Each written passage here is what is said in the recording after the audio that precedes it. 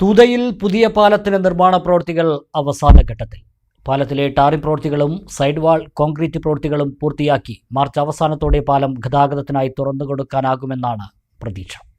Rebuild കേരളയിൽ ഉൾപ്പെടുത്തി 364 കോടി രൂപ ചെലവിൽ നവീകരിച്ച മുണ്ടൂർ തൂത സംസ്ഥാന പാതയിലെ പ്രധാന നിർമ്മാണ പ്രവർത്തനമായിരുന്നു തൂതയിലെ പുതിയ പാലത്തിൻ്റേത്.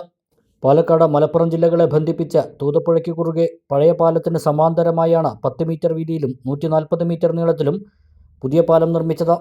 പുഴയിലെ വെള്ളം പൂർണ്ണമായും തടഞ്ഞു നിർത്തി ഓവുചാൽ വഴി കടത്തിവിട്ടാണ് നിർമ്മാണ പ്രവൃത്തികൾ പുരോഗമിക്കുന്നത്. 90 വർഷത്തിലേറെ പഴക്കമുണ്ട് തൂതയിൽ ഇപ്പോഴുള്ള പാലത്തിന്. വീതി കുറഞ്ഞ ഈ പാലത്തിന് പകരം പുതിയ പാലം വേണമെന്നത് ദീർഘകാലമായുള്ള ആളുകളുടെ ആവശ്യമായിരുന്നു. ഇതാണ് ഇപ്പോൾ യാഥാർത്ഥ്യമായിരിക്കുന്നത്. പാലത്തിലെ പ്രധാന നിർമ്മാണ പ്രവൃത്തികളെല്ലാം ഇതിനോടകം പൂർത്തിയായി കഴിഞ്ഞു. മെയിൻ സ്ലാബിൻ്റെ കോൺക്രീറ്റ് വർക്കുകളും അപ്രോച്ച് റോഡിൻ്റെ നിർമ്മാണ പ്രവൃത്തികളും ദ്രുതഗതിയിലാണ് പൂർത്തിയാക്കിയത്. പാലത്തിൻ്റെ ഏതാനും ചില ഭാഗങ്ങളിലെ സൈഡ് വാൾ കോൺക്രീറ്റ് വർക്കുകളും പാലത്തിൻ്റെയും അപ്രോച്ച് റോഡിൻ്റെയും ടാറിംഗ് വർക്കുകളും കൂടി പൂർത്തിയാക്കി മാർച്ച് അവസാനത്തോടെ പാലം ഗതാഗതത്തിനായി തുറന്നുകൊടുക്കാൻ ആകുമെന്നാണ് പ്രതീക്ഷ. News bureau, Cherpulassery.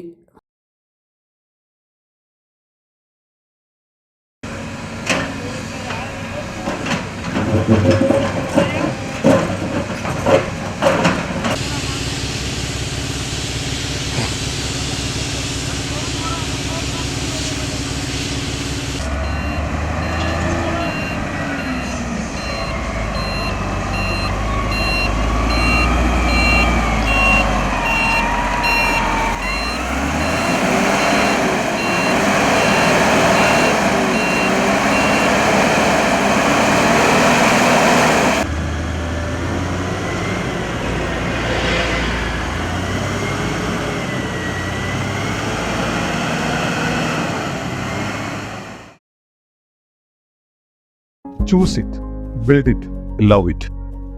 Coys and Building Materials, Pattambi Road, Cherpalasheri.